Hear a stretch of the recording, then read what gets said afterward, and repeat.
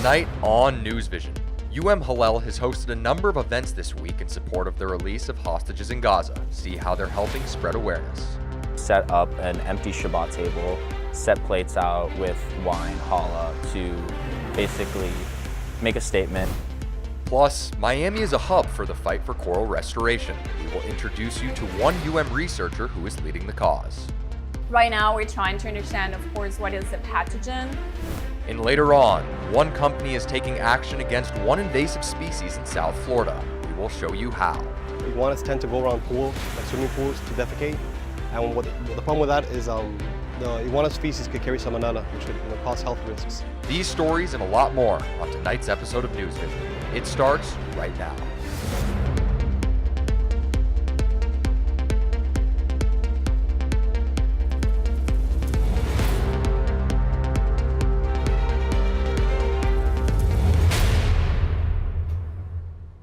Hello and welcome to this extended version of NewsVision. I'm Jordan Cerullo. And I'm Melanie Lowe. Thank you for joining us. The world of politics and foreign policy has lost a legend. Iconic diplomat and former Secretary of State Henry Kissinger passed away last night.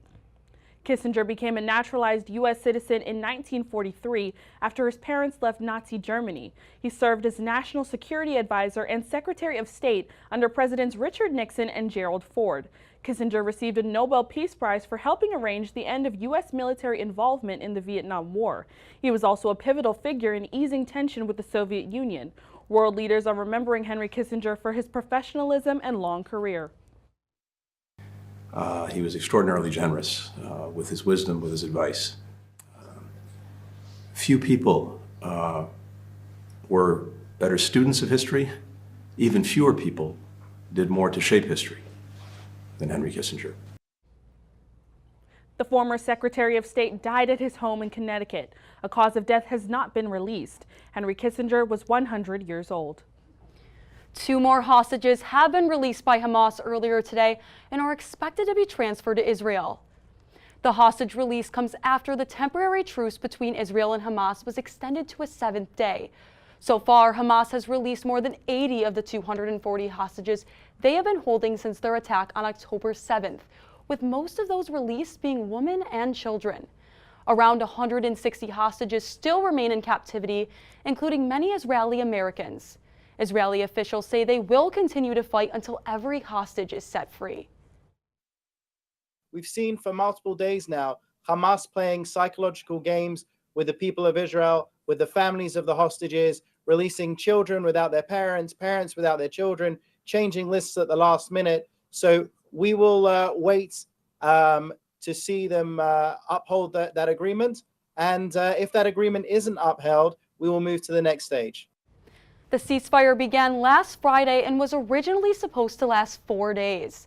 Hamas pledged to release women and children held in Gaza, and Israel pledged to release more than 100 Palestinians held in Israeli prisons. The latest ceasefire came with controversy, however, as 3 people were killed and 6 were wounded when 2 Palestinian gunmen opened fire at a bus stop near Jerusalem this morning. The University of Miami Hillel Center paid tribute to Israeli victims of the current conflict by showcasing week full of events on campus. Peter DeWetter has more.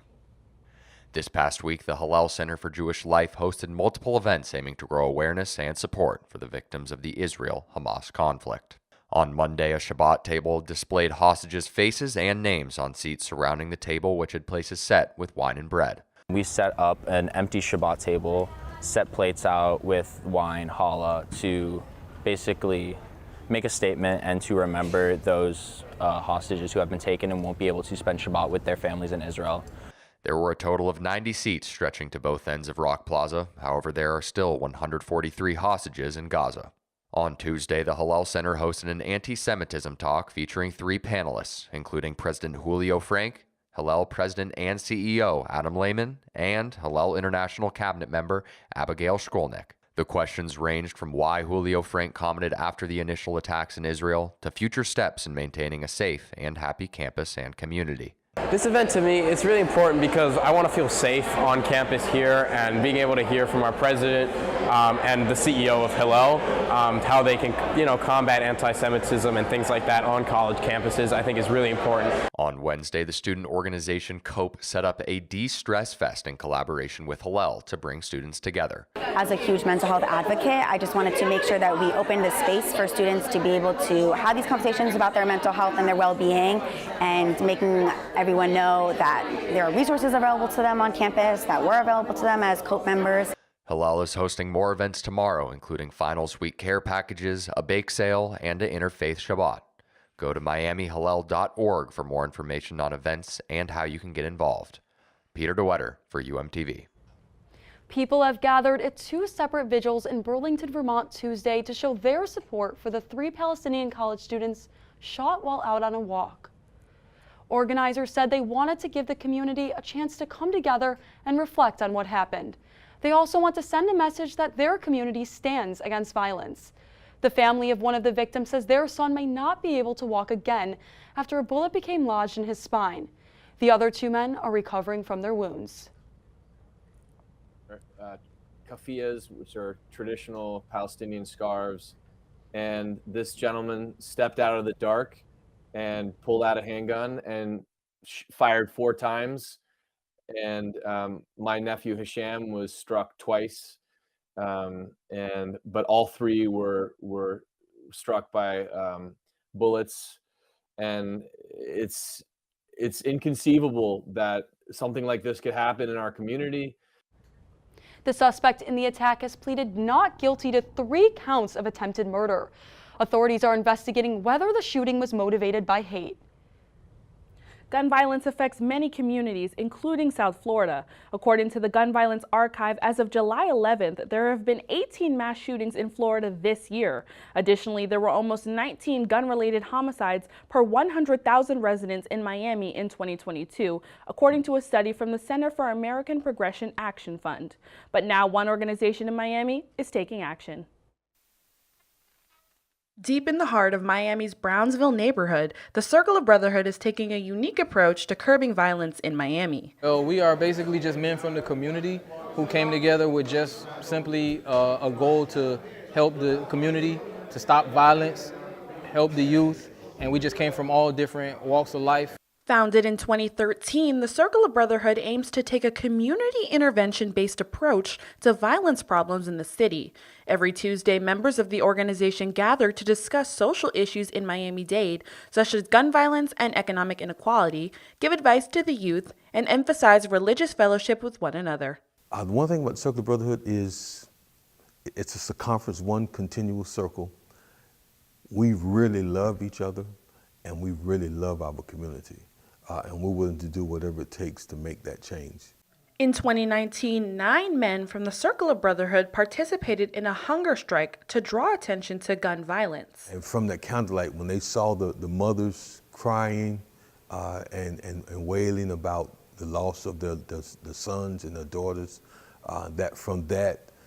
they decided that they would do a hunger 9 for 21 and a half days to show the community and to draw awareness to gun violence. I can let them know that there are people that care about you. The strike gained national attention and put the Circle of Brotherhood on the map. It pretty much just births like tons and tons of different initiatives to specifically deal with gun violence. For example, we now have the Peacemakers. The Peacemakers are paid community members, and they're trained on a major scale to be able to infiltrate things that are going on in the community before it gets to death, or even before the police gets involved. The Circle of Brotherhood has even expanded its impact to the Miami-Dade Police Department. We have a program with the different police agencies throughout the Dade County area. And in order for the officer that's going through training, in order for him to graduate, he has to come through the Circle of Brotherhood for sensitivity training. The Circle of Brotherhood has meetings every Tuesday from 6:30 to 8:30 p.m. at the Dorothy Bendross Mending-Hall Social and Economic Institute in Brownsville. The public university system at the state of Maine will offer free tuition to those who were affected by last month's deadly mass shooting in the city of Lewiston. Governor Janet Mills, the chancellor of the University of Maine system, and the Board of Trustees announced the Lewiston Strong tuition waiver Wednesday. The University of Maine system believes the waiver will cover more than 80 people. That includes the family members of the 18 people who were killed as well as others who were wounded in the shooting. The University of Maine system also announced the creation of the Lewis and Strong Scholarship Fund. That fund will cover other college costs, including room, board, and books. Time for a short break now, but when we come back, we'll focus on some local and global climate change initiatives. Also, we introduce you to one organization that's helping disabled people enjoy the benefits of water. We'll be right back.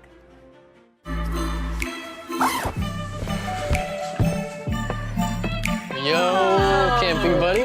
Okay, you guys ready? Dude, I thought you were driving. I thought you were driving. Oh, I never said I was driving. I definitely can't drive. Okay. If you're high, just don't drive. It's illegal everywhere. If you feel different, you drive different.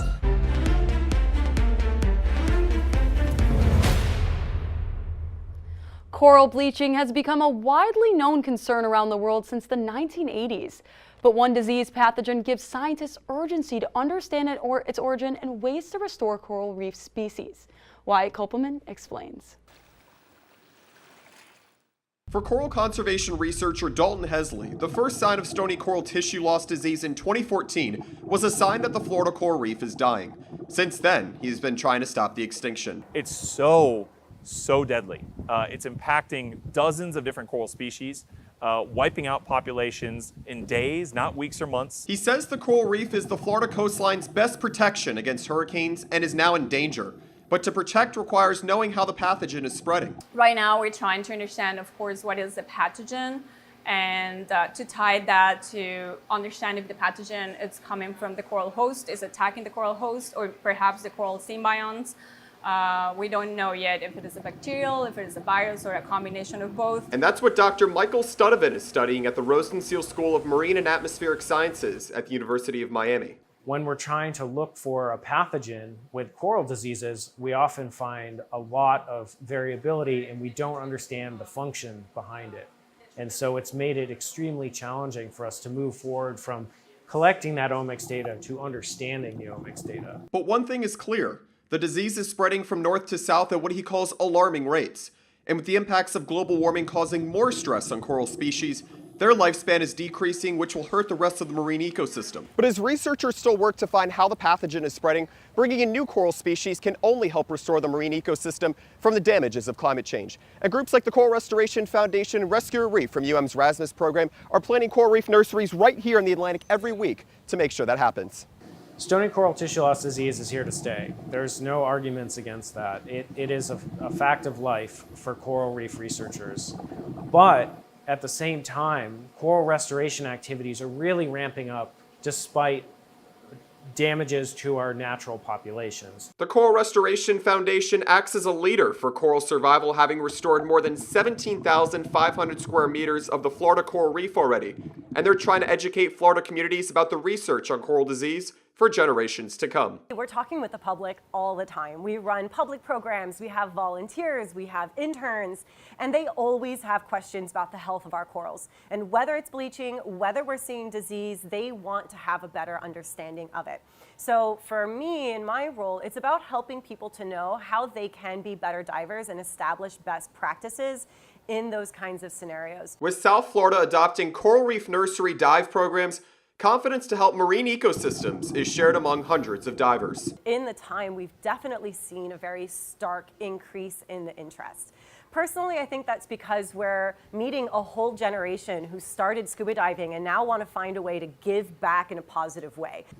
I'm completely inspired in a whole new way because these individuals just have a light switch go on where they get it. They see how important these corals are, the dire state that they're in, but then the ability of our community as a whole to be the solution. The divers at Coral Restoration Foundation and Rescue a Reef from UM are seeing more support at the local and state levels, as policies and financial investments keep hands-on opportunities a reality. Watching programs like this, educating yourself about it, and then spreading that coral reef awareness. That is one of the most powerful things anybody can do. There's becoming more and more funding opportunities to do this kind of work, both the research and the restoration. And that's really, really critical because until we fully understand the problems, it's going to be hard to find solutions that can address them. And for them, restoring reefs brings new optimism to Dalton and coral reef conservationalists, even as marine species still face threats to their existence. Reporting for UMTV, I'm Wyatt Kopelman. The University of Miami's Rosenstiel School of Marine, Atmospheric, and Earth Sciences has seen record high tides this week. Kayla Butter joins us from Virginia Key with the story. Kayla?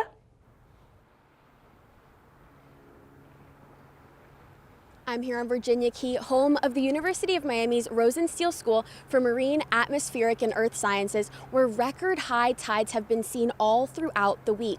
Virginia Key set a new record high today for the 5th day in a row, making it the 47th daily record of 2023.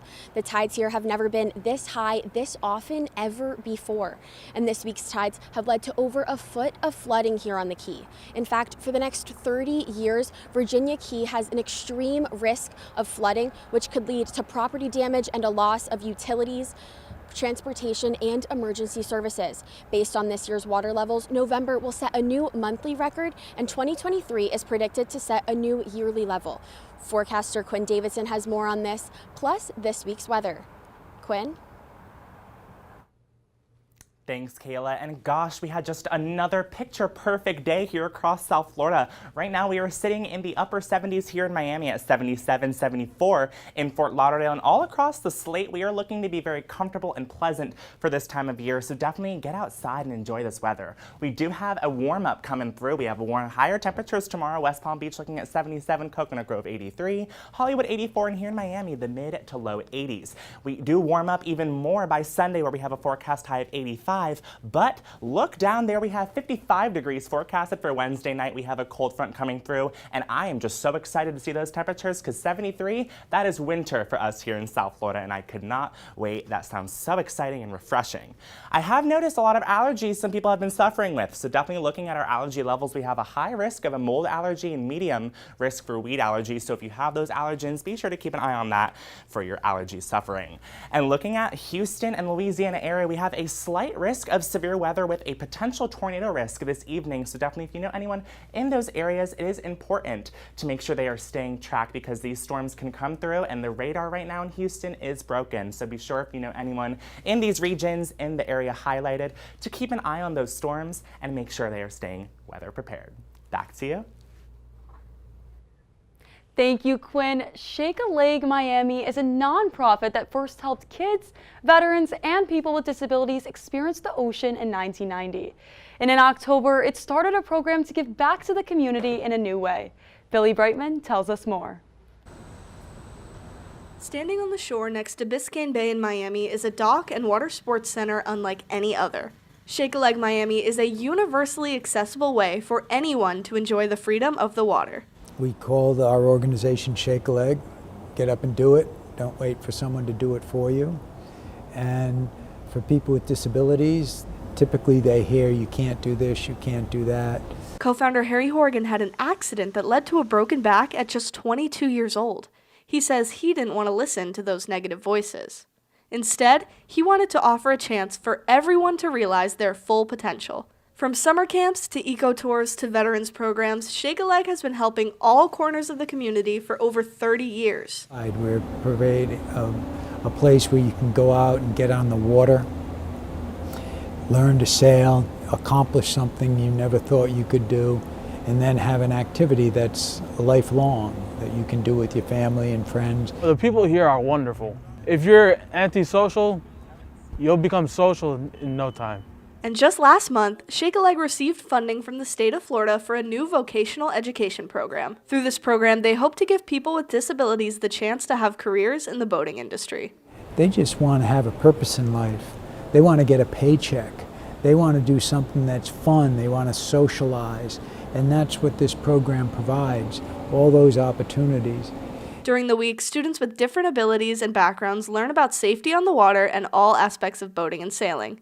In just a few weeks, this class will take a test to officially be boating certified. And when you take a vocational class at Shake a Leg, you're not just in a classroom learning. You get to be out here on the water getting hands-on experience as well. When they finish their lessons for the day, students participate in a number of water activities from sailing to kayaking. It's the best place ever, honestly. Nothing compares to Shake a Leg, dude. While sailing and having fun, instructors still make sure they're open about why they're doing what they're doing and asking students questions to keep them engaged. And it goes beyond our dreams and expectations. Our whole mission has been and continues to be is to utilize the water to help people feel better about themselves, improve their independence and quality of life. Billy Brightman, UMTV.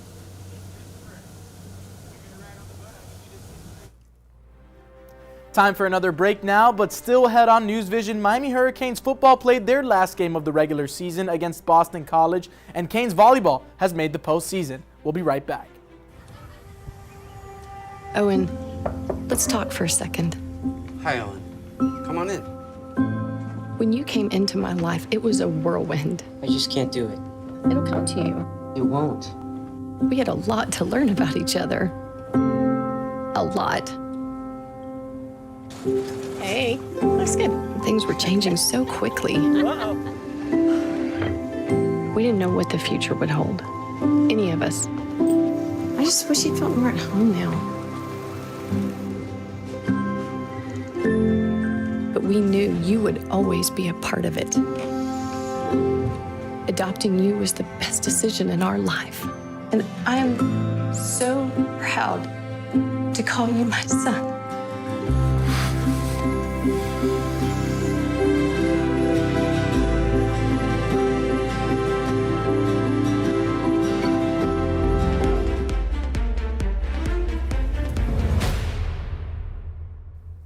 Hello everyone, I'm Manny Nacarado and welcome to sports. The Miami Hurricanes made the trip up to Boston to play Boston College in the final game of the regular season.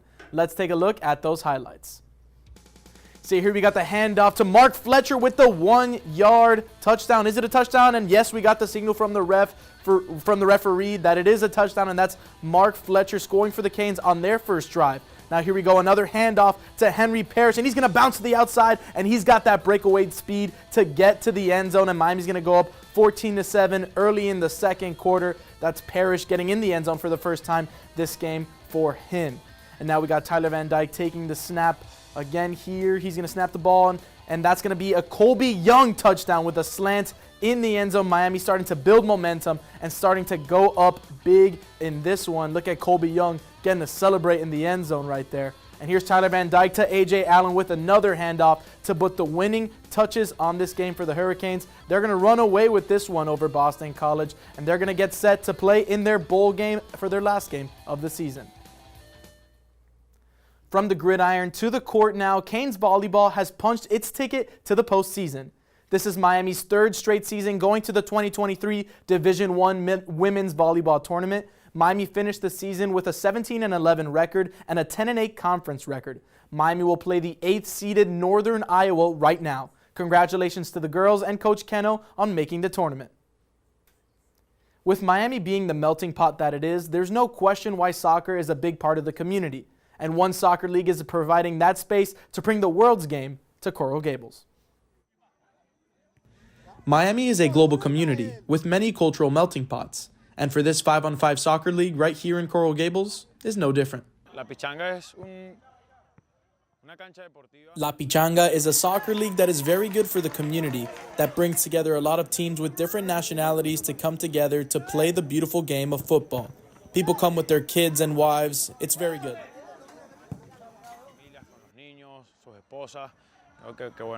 And La Pichanga isn't just a place to play soccer, but a place where people from different backgrounds can enjoy the game they love. It's a great time, especially because here in America, I guess, like now soccer is pretty big, but like it never was that big, and I feel like having like a community there with a lot of people from Brazil, from like Spanish regions, you know, everybody's there to have fun, have a good time, and of course to win. The whole competition is super competitive. I honestly would compare it back to Brazil, because everyone, like, there's no, like, in a way, American team. It's all land-based. So people from Argentina, Cuba, some Brazilians as well. And if you're looking for intense competition, don't worry, La Pichanga has that too. Very, very intense. There was a game that we got into a huge fight with the other team. We ended up getting 3 red cards each team. It got pretty intense, especially because it's for a prize. You know, you play for money. So like it gets really, really intense, and like when we would lose, we would get really upset, and like it's very intense. It's super fun. For now, La Pichanga will continue to be a place where anyone from anywhere can enjoy the biggest sport in the world. For UMTV, I'm Manny Nacarado. When NewsVision returns, we will tell you about some of Miami's animal species and their impact on the environment. Details when we come back. Stay with us. Observe a domesticated human family in their natural habitat, known to their species as the backyard. Hey, you think I should light it now? I think it's good. Yeah? Oh dear, someone is about to burn a pile of debris that's too tall, which can start a wildfire. Wait, could it be? Blimey, it is. It's Smokey. It's Smokey Bear. What a legend. Hey, it's Smokey. Sorry, it was too high. Right. Watch as he astutely ensures that there's no wind, and how he removes some of the debris to create a smaller, safer burning pile. No, you said make it bigger, baby. The bigger the better. Take note of our fearless furry friend here, humans. I appreciate it. Fist bump. Watching you. Smokey's done it again. Bye, Smokey. Only you can prevent wildfires.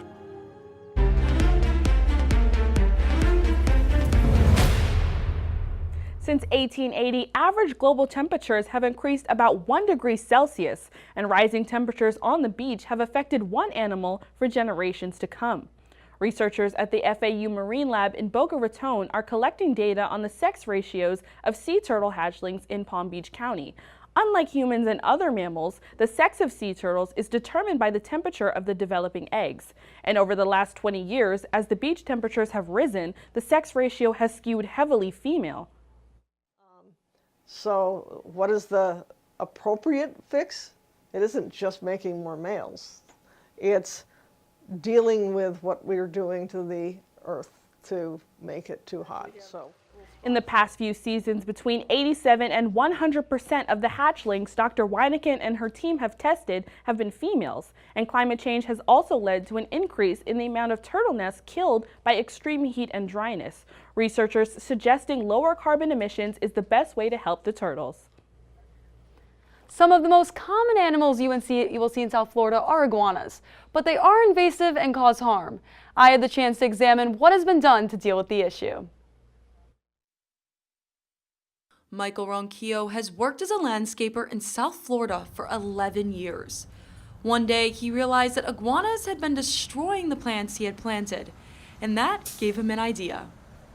So I talked to my fiance about it. We did our homework, we did a lot of research, and we saw how invasive they are and the damages they're causing to South Florida and how they're affecting our ecosystem and our native species. So we decided to start from there.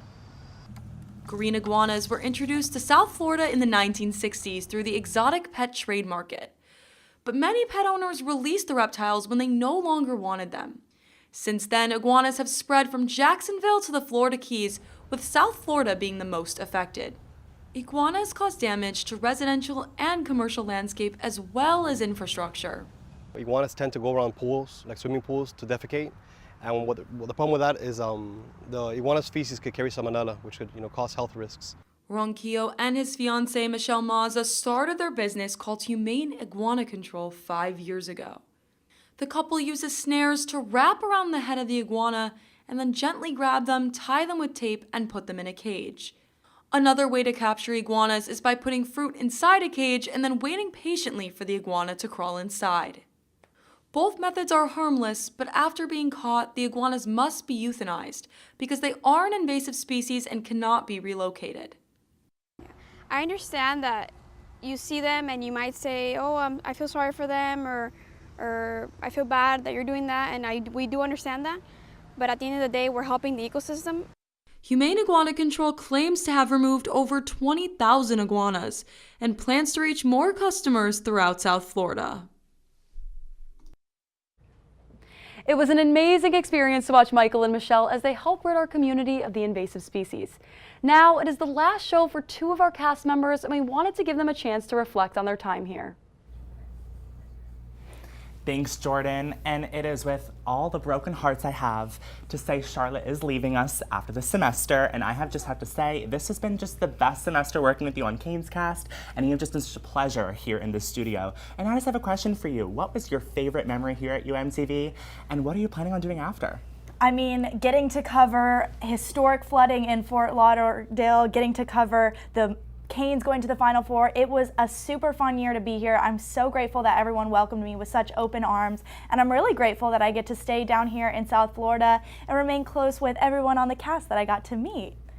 And as for you, Wyatt, I know it's your last hurrah too, and I just want to thank you for being such a great mentor as the upperclassman sports reporter, teaching me as a underclassman to better myself in editing and everything around journalism. So my question to you is, what was the moment where you knew you wanted to pursue journalism as your career? Well, first of all, Manny, I'm holding back tears because the opportunity I've had with NewsVision, not only to do sports, but to cover local news as well, it's just been near unconscionable, being able to cover local news and sports here in Miami every week. As Charlotte mentioned, the Final Four teams, but I really knew that I wanted to cover sports growing up at the epicenter of local news, national news, and sports media as well up in New York. So being a diehard New York sports fan, I knew I could exercise that here while also covering local news, and it's just an opportunity never to forget to work with you all. Thank you, Wyatt. Yeah, it's so sad that it's our final show. I can't thank you all enough for everything that you've done for us, and I know I speak for Wyatt and myself that we're going to miss y'all a lot, and it's going to be hard to leave. And we're going to miss you too. Yeah, I'm going to miss you so much next semester. Both you guys. Yeah, Charlotte, it won't be the same as stepping into Studio B every week on Thursday nights. And now, on to the second part of our show. We hope you stay with us.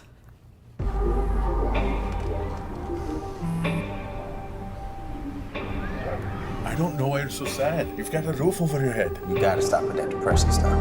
That's what white people think. You alright? It just feels like it's coming from everywhere. Do you want to talk about it? You can talk to me if you're feeling sad. Whenever you need to talk, I'm here, okay?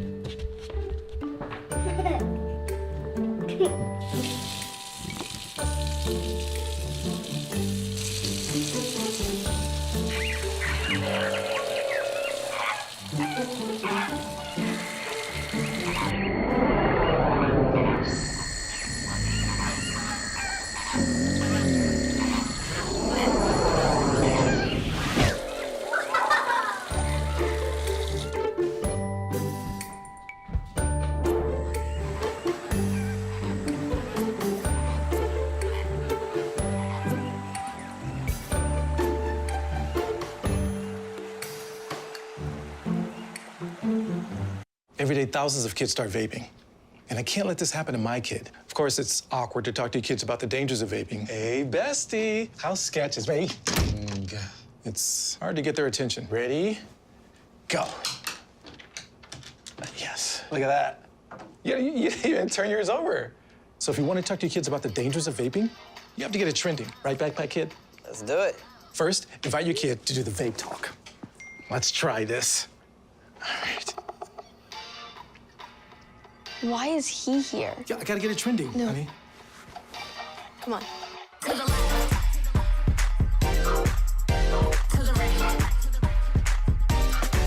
Let's go.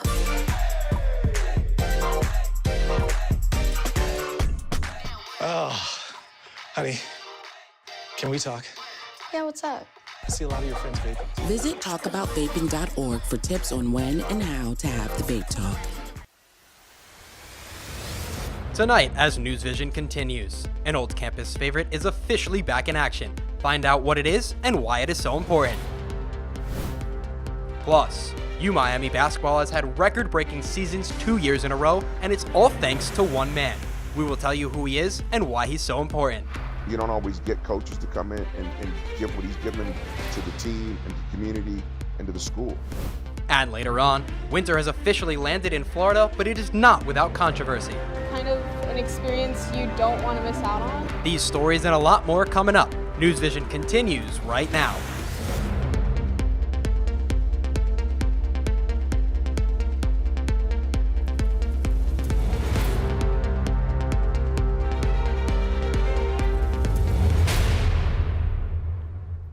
Hello and welcome back to NewsVision. I'm Andrew Klein. And I'm Harvey Duplock. Thank you for joining us.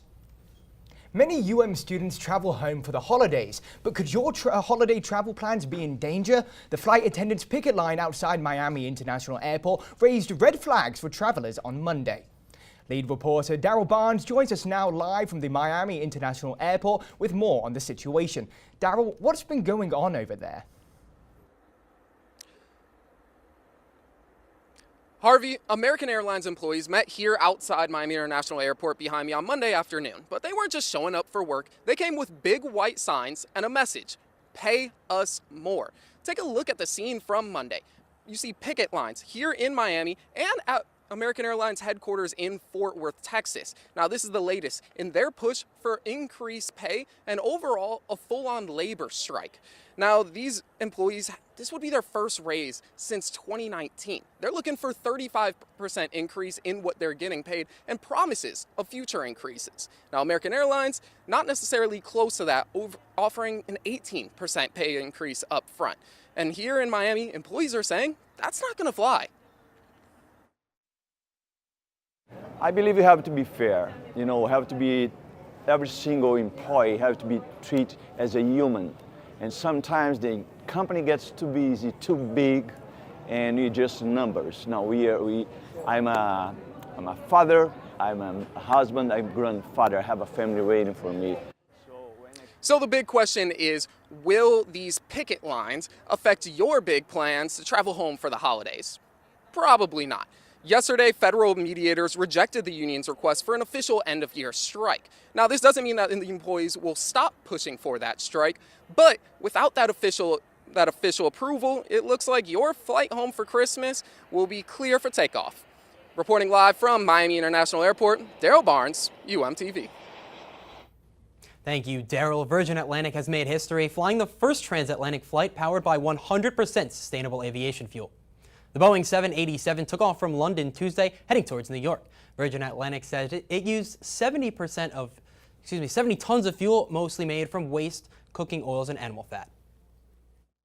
People said it would be absolutely impossible for you ever to be able to have sustainable fuel 100%. And working with Boeing and Rolls-Royce and the Virgin Atlantic team, yesterday really was a truly historic moment. This flight was a demonstration and did not carry any paying passengers. Because the fuels are so new, current regulations prohibit airlines from using a blend of more than 50% sustainable aviation fuel. However, the UK Civil Aviation Authority gave a special permit for this test. Family, loved ones and dignitaries have honoured the memory of former First Lady Rosalind Carter. Carter died last week at the age of 96. Former President Jimmy Carter, who is 99 and receiving hospice care at home, attended Tuesday's service in Atlanta. A private funeral for close friends and family took place yesterday in Plains, Georgia. The funeral ended 3 days of celebrating the First Lady's life. She was buried within the front porch of the house where former President Carter still lives. On Tuesday, lawyers for the president's son, Hunter Biden, said he would publicly testify in the House Republican impeachment inquiry. The House of Representatives, which is Republican-controlled, launched its inquiry into President Biden back in September. The months-long investigation focuses on Hunter Biden's business dealings during his father's time as vice president. As part of the inquiry, the House Oversight Committee subpoenaed Hunter Biden to testify in a closed-door interview on December 13th. But his lawyer sent a letter to the committee saying he will only do it publicly. It's not known whether the inquiry into President Biden will end, but Speaker Johnson says they are taking their time. And the people in charge of this are doing this thoroughly, carefully, methodically. They're investigating and gathering all the facts. And to do this appropriately and to do it in a manner that upholds our constitutional responsibility requires time. It requires a sound process. You don't rush something like this. You can't. It is not clear whether the inquiry will affect President Biden's chance at re-election. When the Richter Library announced a change in its hours weeks ago, it outraged many students. Now those students have been heard. We will bring you an update on the story when we come back.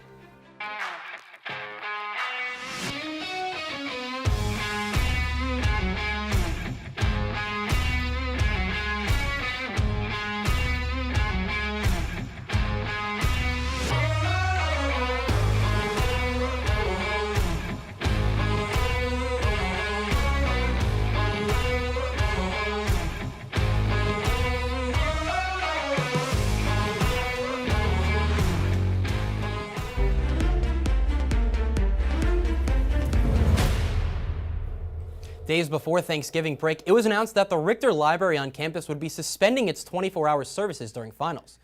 This announcement upset many students, prompting a former employee to start a petition that got more than 800 signatures. And so on Monday, the Richter Library announced it will once again be open 24/7 during finals week.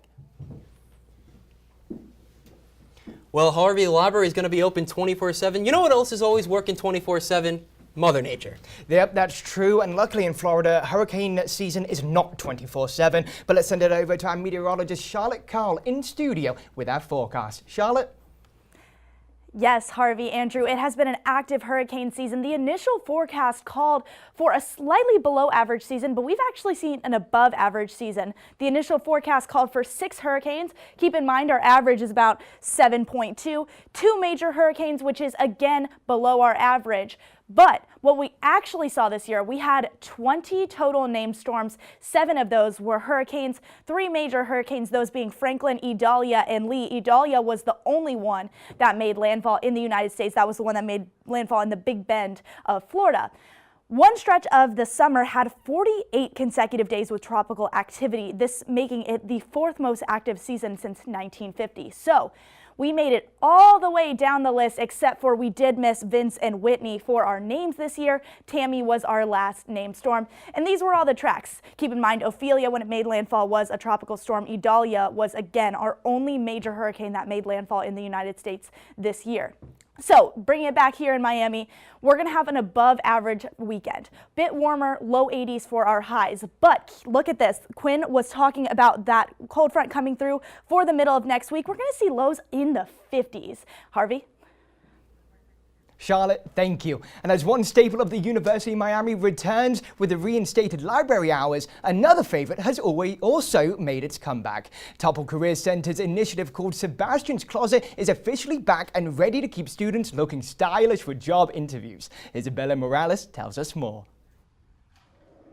First impressions, they're a big deal, which is why Sebastian's Closet, an initiative on campus that allows students to rent clothes for any professional occasion, is back and ready to help students ace their job interviews. First impressions really matter, and like it or not, students are being assessed on how they're presenting themselves in an interview setting, at a networking event, at a job fair. In 2020, the venture shut down because of the COVID-19 pandemic. I didn't know that they took it off until I needed it. I really needed a suit for an interview, and then I come to find out that they had closed. But a few weeks ago, it reopened to continue to help students. I'm excited that Sebastian's Closet is back. Now students like Nico can have access again to full outfits like suits, ties, and shoes. Other clothes such as dresses, skirts, and all different sizes are also available for students and even alumni as well. I used to rent clothes from there whenever I had anything professional that I needed to attend. With hundreds of items to choose from, students could look for clothes online with the help of a stylist and get it delivered straight to their door. We have like networking events, or we have people come on campus, employers, where we need a suit. This is a great opportunity for students to be able to do so. Sebastian's Closet was started in 2015 and housed at the Topple Career Center on campus. But it now has a new partnership with Hyde, an online company dedicated to renting affordable clothes. So we started partnering with them, and then we had this idea to come together to relaunch a rebranded Sebastian's Closet 2.0 in partnership with that Hyde organization, and that's where we are today. But there is a cost. It is now $50 to rent clothes from Sebastian's Closet, but before the pandemic, it was free for students. I had heard it was free back in the day. I was expecting it to be free now. Topple says if students are struggling financially with the new cost, they can reach out to Topple for assistance. We are able to and have committed to help the students that cannot pay that $50 price tag. The suits are so expensive. Not everyone has the resources. I mean, I know I had to struggle to buy my suit. It's a pretty cool opportunity for students to be able to get suits at a more affordable price. Whether it's a job interview or a networking event, never go out of style with help from Sebastian's Closet. Isabella Morales, UMTV. If you live around the Mahoney-Pearson residential colleges, chances are you've passed by the One Blood bus that comes around campus every few weeks. This week, the bus returned, but this time with an added challenge to the University of Miami campus. The Battle for the Bucket is Miami's annual competition against Florida State University. Blood donors had the opportunity over the last 3 days to donate at multiple locations to see who could donate the most. The Red Cross estimates every 2 seconds someone needs blood, and only 3% of Americans donate, and so donations are always needed. Miami won the Battle of the Bucket last year and seeks to come out victorious again. On the first day of the competition, Miami had more than 70 donors. Besides uniting to donate blood, students have also showcased the importance of community for the holiday season. The United Black Students hosted Friendsgiving at the Rock on Tuesday night. This annual event commemorates the highlights of the Kane experience, including diversity, fun, and of course, food. Student leaders welcomed the semester's new arrivals with an all-out potluck that stretched down Stanford Circle. And though dinner came with much excitement, some students say this event has something more important. I would say Friendsgiving is important because it really brings the community together and it makes me feel like I have a safe space on campus to just be myself and thrive. The night ended with music from old hip-hop records and even newer urban tracks, but events like these show no signs of wrapping up anytime soon.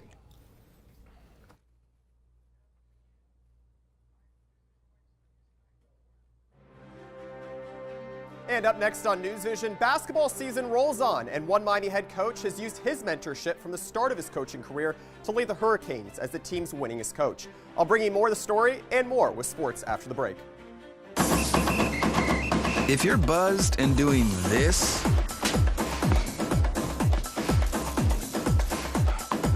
to make yourself feel okay to drive, CWX.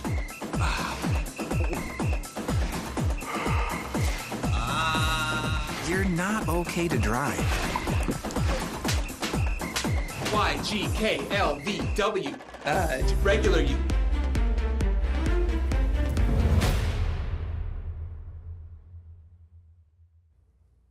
Welcome to sports. I'm Wyatt Kopelman. Basketball at Miami is well underway, and the Hurricanes have taken the court with dominance this fall. Let's start with women's basketball as it went to Starkville, Mississippi last night. Now, Miami started 5-0 for the first time since 2015, but this was a tough matchup, although Mississippi State lacked some particular contributors. But Jacayla Jordan got the Bulldogs off to a fast start. They got on an 8-0 run in that first quarter, and Jordan, once again, finding distributors around the corner. This time it was Lauren Park Lane as a Seton Hall transfer led the Bulldogs with 20 points on the evening, not to mention 10 assists as well. She'll be a great distributor in the SEC this season, but Miami had answers going down the stretch of this one. Look to the Duke transfer in Cheyenne Day Wilson, had multiple three-point field goals as Miami continued to find different looks throughout this one. Again, Cheyenne Day Wilson over to Jasmine Roberts, one of Miami's leaders in the backcourt this season, as Miami would win this one by 6 and would remain perfect on the season, move to 6-0 before hosting New Jersey Institute of Technology. There's a 4-point play from Lamaya Hilton, the Arizona transfer. And while the Lady Hurricanes won their 6th straight, men's basketball went to Kentucky for a top 15 matchup versus Kentucky. Let's step over to Rupp Arena to see those highlights. Just like those Lady Hurricanes, the Hurricanes of the men's side were undefeated to start the season, and it's because of this guy, Wooga Poplar. Some huge Philadelphia noise as the Pennsylvania native kept it close early, but Kentucky loaded with talent this season, looking for a deep run in March, led by John Calipari. But here's a huge 12-0 run here from the Hurricanes. Norchad Omier throwing it down here for Miami, and it's a close one until Kentucky would score 53 points in the second half, shoot 66%, as Miami just didn't have enough answers late to catch up. And here's a huge thunderous slam from another Kentucky major piece here for the Wildcats, and Kentucky continued just to get points in transition. Miami would cough up the ball 15 times in this one, takes its first loss on the season, 95-73. Coaching teams to compete for national championships at the University of Miami brings excitement and challenges. And for men's basketball coach Jim Larinaga, taking the team to its first Final Four in school history last year was his latest accomplishment to never forget.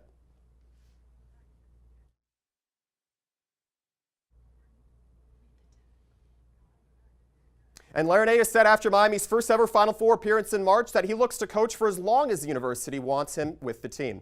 And as NewsVision airs for the final time this semester tonight, I now sign off for the final time here at UMTV. Bringing you local news and sports coverage each week has given me the best challenges I could ever ask for this year.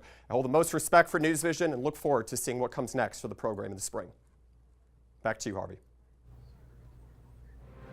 Thank you, Wyatt. And with Thanksgiving over, the holiday season is right around the corner. When we return, see how the holiday spirit is spreading across Miami.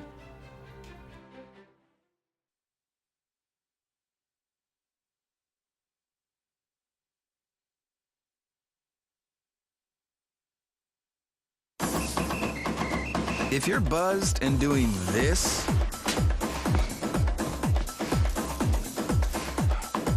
to make yourself feel okay to drive, CWX.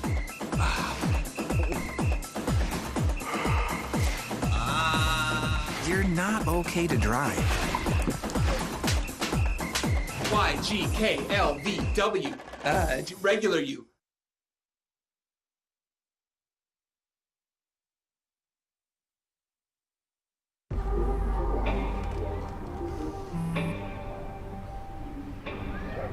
I don't know why you're so sad. You've got a roof over your head. You gotta stop with that depressing stuff.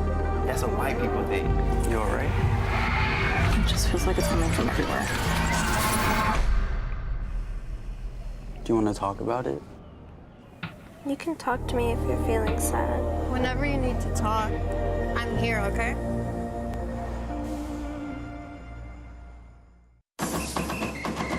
If you're buzzed and doing this,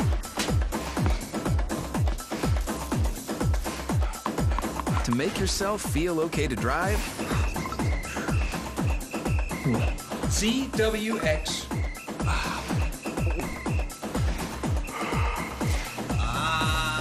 you're not okay to drive. YGKLVW. Regular you.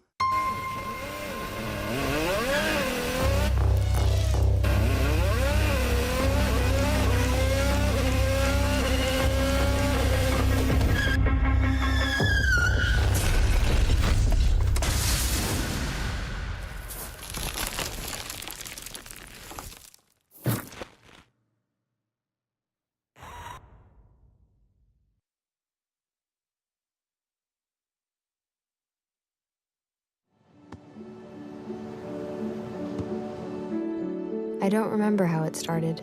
Go to that. Our back and forth.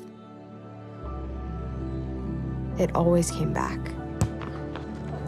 Dad! You probably don't remember what you told me, That was perfect. but I heard every word.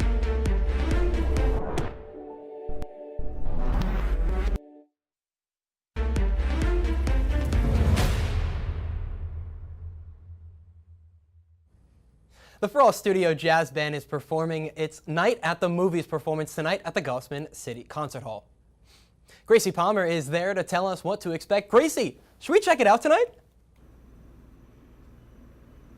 Andrew, I honestly think you guys might need to check this out after the show. Now, the Frost Studio Jazz Band will be performing here tonight at the Gusman Concert Hall for a performance of their A Night at the Movies. The band will be playing songs from various well-known movies with a jazz twist. It is starting in just a little bit here at 7:30. And the conductor is Etienne Charles, and he is a well-known songwriter, conductor, and producer. Now, the band has won numerous awards for their past performances, so you do not want to miss this one. Tickets are ranging from $10 to $20 with student tickets at only $10. So definitely check it out. For UMTV, I'm Gracie Palmer. Thank you, Gracie. On Tuesday, the Beaux Arts Miami organization held a holiday market at the Low Art Museum here on campus. The market had a variety of local shops and boutiques selling their products throughout the exhibits in the museum. The Beaux Arts organization uses events like these to help raise money for the museum and art programs for children. Absolutely. So the holiday market is a number of local vendors, everything from housewares to jewelry and clothes, candles, gifts for the holidays, anything that you can think of that someone would be selling locally and would be a nice holiday gift. If you would like to find out more about events like this one, you can follow at boartmiami.org. One seasonal fair in Miami is celebrating its 40th anniversary, but there's also a new holiday fair in town that's creating a controversy. Ethan Gainey has the story. For 40 years, Santa's Enchanted Forest has been providing holiday memories to families in Miami. It's just a Miami tradition, and you get a lot of people here together, and you know, you see the happiness in people's faces. They love it, you know, the kids especially. You forget about all your problems and come here and have a great time. Everybody leaves happy. Dubbed the world's largest holiday theme park, this super carnival has rides, games, all sorts of food, and most importantly, a Christmas spirit that's hard to create in hot and humid Miami. It's kind of an experience you don't want to miss out on. Plus, it's nice to see like Christmas lights, even in Miami. Santa's is located in Medley, just north of Doral, but this is only the second year it's been there. In 2021, it was located in Hialeah, and before that, it was here at Tropical Park, where it was for 37 years before losing its lease in 2020. But as you can see off in the distance behind me, there's another mega Christmas fair set up here this year called Christmas Wonderland. Christmas Wonderland opened for its first season November 17th at Santa's old home. There was a bunch of rides, good roller coasters, and just a bunch of good food. So it offers much of the same as Santa's Enchanted Forest, which is one of the reasons Santa's Enchanted Forest tried to get a preliminary injunction to block Christmas Wonderland, suing its owners, Loud and Live Entertainment, as well as Miami-Dade County. The lawsuit alleges in part that LLE has engaged in a deliberate and calculated plan to copy nearly every aspect of what has made Santa's Enchanted Forest a Miami institution for nearly 40 years. Santa's also alleges that the county told them use of Tropical Park for a large-scale holiday fair must be competitively awarded, and then turned around and gave Loud and Live an exclusive permit without any chance for them to bid. In Tropical Park, we had power, we would run power lines, we had the sewage done, everything done for the people that live in the trailers or whatnot. Here, we kind of had to start from scratch. The latest is that the court denied the injunction, so everyone opened as planned.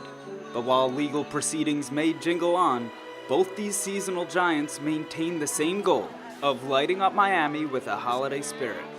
In Miami, Florida, Ethan Gainey, UMTV. Now, we apologize for the technical difficulties earlier, but we will now be sending it over to Wyatt Kopelman with his package on Jim Larrañaga. 1, physical, 2, mental, 3. 5 decades. People see the fun, excitement, and wins Jim Larrañaga has given college basketball fans since 1971.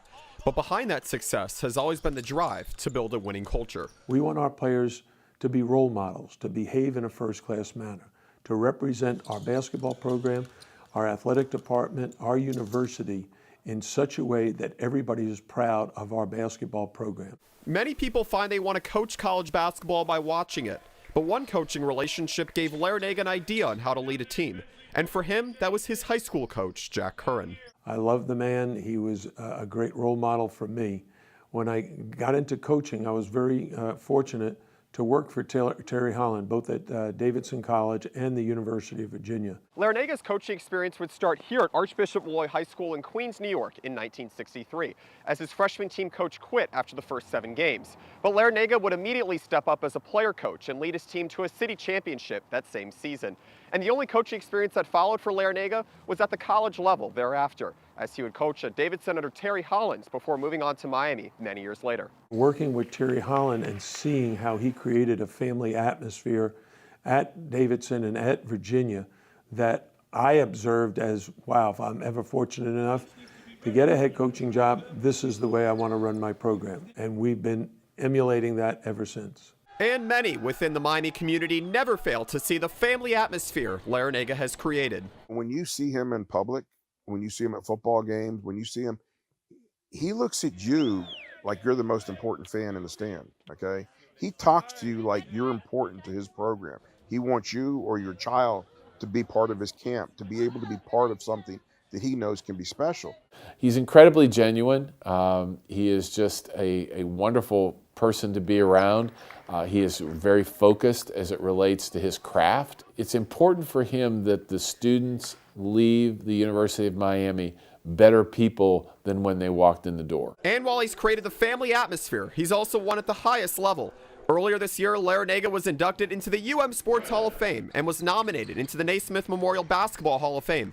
And as Miami's games come and go, fans may not always appreciate their chance to watch one of college basketball's best coaches. I just think that he is a special coach that if people don't understand the opportunity to see a special coach, now's the time to do it, because as much as we want, you don't always get coaches to come in and give what he's given to the team and the community and to the school.